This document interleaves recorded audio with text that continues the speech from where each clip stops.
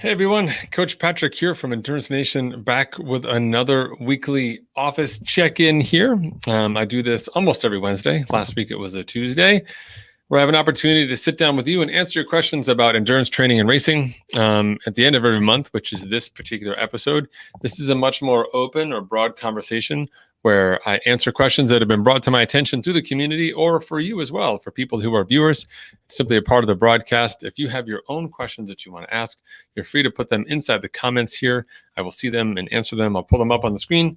We can talk a little bit more in depth, whatever the relevant topics are. I try and use the end of every month as an opportunity for us to consolidate some knowledge and also to pay back to you, the folks who've been paying attention and watching these videos. We really appreciate your support in terms of not only learning from us, but sharing it out with your training partners as well. So if you do have questions for this month regarding to your training or racing, feel free to put them in the comments and I'll hit them later. Before I dive in, it is the end of June 2021, and I have a few things that I do want to talk about just based on the questions that have come out of the community that I think are really important. I'd like to cover a few of them with you real quickly now. Okay, so first and foremost, one of the challenges that a lot of our athletes have had is the weather has turned hot. And by hot, we mean unreasonably hot, pretty much regardless of wherever you are right now, is managing nutrition. Now, part of our protocols for getting you ready for a race is to have you actually conduct a sweat test. I should go out there, see how much fluid you lose in an hour or an hour and a half, and then how do we make those modifications, right? So we go through that process of dealing with the sweat. We're trying to make these adaptations, but it's hotter than hot. And as a result, even though people are being diligent about following their nutrition, they're still finding themselves behind. What do you do, right? Okay, so number one tip for you is to preload your hydration. So similar to how you would do on race day, actually go ahead, get yourself, I'm a triathlete, right? So I got my big old bottle here. It's European. So it's got 700 milliliters, right? But it's got a ton of stuff in here, probably about 24 ounces. I'm totally, don't quote me on that math. And so this in the morning of a hot run workout or a hot session, I fill this with my normal sports drink, right? Which is just kind of not so great to have with breakfast, but it's got electrolytes, it has calories, etc. And I have this before I start my day, typically before my morning workout. So if I'm going to do a long run at 8 a.m., I'm up at like 6 or 6:30 doing my breakfast thing. It includes a big old bottle of this stuff, right? Not just sipping my coffee or whatever, but actually intentionally preloading with hydration, okay? That will complement the work that you're going to be doing. It's going to give your body something to sweat out as opposed to like the stuff from your blood that you really need in terms of adaptations for training and so on. So super important. That's number one. Number two thing to talk about is also planning your hydration appropriately for these sessions. As much fun as it is to like go places and come back, what I find myself doing more often than not in these hot temperatures is actually creating loops for myself. So instead of running 8 miles, I'll run 2 4-mile loops because I can have stuff at my house. Typically I'm so off the charts. It's ridiculous. I don't want to go back inside my house, A, because I'm all sweaty and stinky, but B, it's hard to get back out of my house once I've come inside my house. So I literally have like a little cooler, like those little beach coolers, stick it on the side of the front of my house. Nobody can see it. I won't get in trouble with my wife. And inside there goes some extra fluids and stuff like that. Whether I'm carrying them, I can replace it on my belt, or if not, I'm going to stop there and get a drink. Similar, if I'm doing a bike ride, for example, instead of doing a 50-mile loop, I'm going to work out, I got to stop in there, or I'm going to do 225s from my car, whatever it may be. But working in those early stops make a difference. The key thing to remember here with these longer sessions is that your need for fluids increases exponentially as you go. So if you measure the first half hour, the first 45 minutes, or the first hour, you say, hey, I don't feel that bad. Things are good. By the time you get to an hour, things are really bad. And it's not twice as tough as it was at 30 minutes. It's exponentially harder. And so we need to continue drinking right at the outset. Start right away. Minute 0 of that session, you are eating, drinking, fueling the way we need to for these key winter sessions, okay? And the third and most important part is just the recovery piece. These hot sessions are great for physical adaptation, but they are very stressful on your body, and getting you cool and getting you rehydrated is important. If you don't already have a scale that you can access, I do recommend that you place one nearby. For me, it's in my closet, so I can weigh myself in the morning and know what I started my day at. When I come back from my run, I hop on the scale again. It reminds me of what I was before and what I am now. Typically, I have lost weight by running or exercising in the heat. My job is to replenish that with fluids to make sure I'm good. It gives me an objective number. If I've lost 2 pounds, a pound is 16 ounces, 2 pounds is 32 ounces. That means I've got to drink a whole one of these bad boys right here, which is like 24, and then a little bit more to get my 32 ounces to get it back in. So do manage that recovery. Okay. Before I forget, let me jump over here to Anna's questions because she is asking, and you're being very patient, Anna. So I'll get to you right now, and I'll come back to my other questions as well. All right.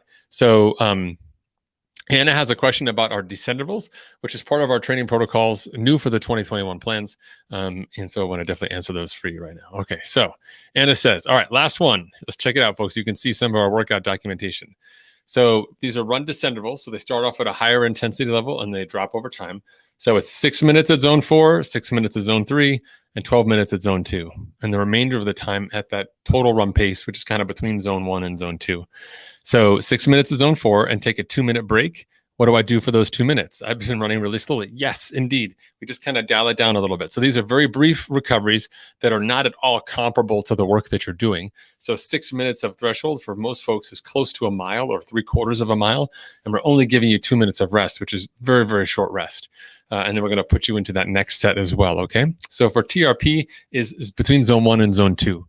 So when you're inside, your final surge training log, or if you go to Endurance Nation on the new members page, underneath workouts, there's actually, or training, I should say, sorry, there's a plan descriptions and plan quick start. That plan quick start webpage right there gives you a visual chart of all the zones so you can see just that. So go to newmembers.endurancenation.us, go to training, go down. I'll send you the link.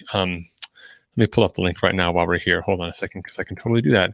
I forgot we have chat. That'd be super helpful. And you can see where TRP is. So it's not super easy, but it's also not super steady. You know, I tell people it's the difference between sort of a run all day pace and a pace through which you can kind of hold a conversation, but maybe not so much, because the conversation becomes a little tough as you're trying to juggle, you know, doing everything there. So here we go. I'll put my comment in that box there for you. Okay. All right. And the last piece is, in the instructions, it says not to let the heart rate fall more than 15 beats for the next interval. Yes. So exactly. So the goal here, and this is a great question, and let me just kind of give you the insight behind it. If we keep you at zone 4, for example, for this total runtime, even with the breaks, your heart rate's going to increase over time, right? So what we're doing with that zone 4 first is we're getting your system elevated. We're getting your body aerobically working at a set level. Then we're slowly dialing down the effort, but your body, with the right amount of rest, will actually continue to work at that same aerobic level without pushing the numbers higher. In the winter, when we have one of our winter training protocols, all about pushing those numbers higher. We're like jacking those numbers up. Like, I'm not really care what your heart rate is. It's like a Saturday in December. Like, you get plenty of time off later in the day. We're going to crush you with these intervals. But in season, particularly now, is relevant with the heat. We take advantage of your body's physiological response to basically give you the appropriate training load, but not in a way that's going to disrupt future training. So if you are following your heart rate monitor closely, yes, if you're super fit, your heart rate is going to come down more quickly. You're going to recover faster. So we don't want you to go super into deep recovery. Like if your watch beeps at you and says, you've hit your super recovery mode, that's no good. We don't want that either, right? So instead we say, let's put you in a position where you are continuing that development. And so it's a 2-minute rest, but if you find yourself recovering too quickly, you can either pick up the pace a little bit, or you can also come back and say, you know what, I'm just gonna start my next interval set there, whichever way works for you. So you kind of get to decide how things work, okay? And then there's the link as well. In case you need it, I'll put it up there for you, okay? Great question, and I really appreciate you showing up to ask. Super happy to help you out. Don't forget also 12:30 on Wednesdays, I also jump into our live chat inside the community application, and I'll answer your questions there. Totally get you connected with answers in a more one-on-one fashion if that's easier for you. Okay. All right, awesome. The next piece that's come up through a lot of folks asking about is what to do in these hotter training sessions and racing sessions with regards to their skin. Specifically, people will use things called arm coolers, or they'll use buffs around their neck. These are basically different types of fabrics that are designed to either retain water, increase the surface area of your skin, and help you cool off. And they have questions about, whether or not they should use those items. For me, it all comes down to humidity, right? And what the dew point, the amount of moisture in the air is what really determines which option is the most salient for you. So when it's a drier heat, when the humidity is low, okay, What that essentially means is as you're sweating, that sweat is evaporating. As the humidity increases, it comes up to match the temperature. It's 80 degrees out, but it's 80% or 85% or 95% humidity. Oh boy, don't even take me there. What that essentially means is there's enough moisture in the air that even though your body is sweating, that moisture itself is not being wicked away from your skin. It's just remaining on your arms and your legs and your face and your neck and everything. And in that scenario, having additional clothing on your body, be it your arms for like arm coolers or a buffer on your neck, that becomes really challenging because even though that will hold some cold water, the effect of that is that the water will remain stagnant on your body and it will not move on its own. So actually, in more humid conditions, it makes sense to get the sponge from the aid station and actually wipe your body, wipe your arm off, wipe your neck, etc. Help that moisture leave the skin to facilitate that cooling process. You'll be blown away at how quickly you get cool simply by pushing that away on a humid day. So when you think about making equipment choices for different temperature days, it is worthwhile that you spend some time thinking about what the humidity is and then making those equipment choices with respect to that humidity, because that's ultimately the true devastating factor about heat. There's the sun and there's direct sunlight and there's consequences for that for sure in terms of your overall race performance. But the combination of that type of intensity with the humidity and kind of that low background force that really brings the moisture in the air that makes that heat really strong. It makes cold cold and makes hot hotter. That can really be devastating. So important for you to note that as well. Okay, so hopefully that's helpful for you. The last and final piece that I'll talk about that has come out from our training Q&As right now is what to do here in the summertime, as there's been a gap for a lot of people. So you've had races that you planned for your season. You have races that have been deferred. Now we've hit this part of the season that is summertime, and people have a couple of weeks before they really, quote unquote, need to start training. What is the best thing for me to do right now in terms of the summer so I can still, be fit enough for the fall, or I'm still recovering from the earlier season? What does that look like? And what I recommend you do, we have sort of a summer maintenance plan that you can use inside the team if you're a member of the team, which is a 10-week plan. You can use any number of weeks out of that plan.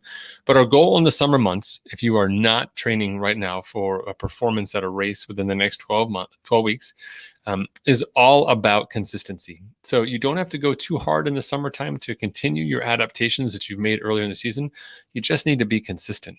So what I really caution you from doing is overtraining or overdoing it here in these intermediary months and weeks, simply because the heat is already up, as we've talked about, but also your body needs a mental and physical break. You can still have a good day training, but have it be a mega workout of training in order to be successful. We need to separate the training that we will do at the end of a season to peak for an event with the training that we do just in a general basis that's part of who we are as an athlete, that keeps us healthy, keeps the metabolism going, helps our connective tissue stay loose, just kind of keeps us, sort of rolling in a general positive trend.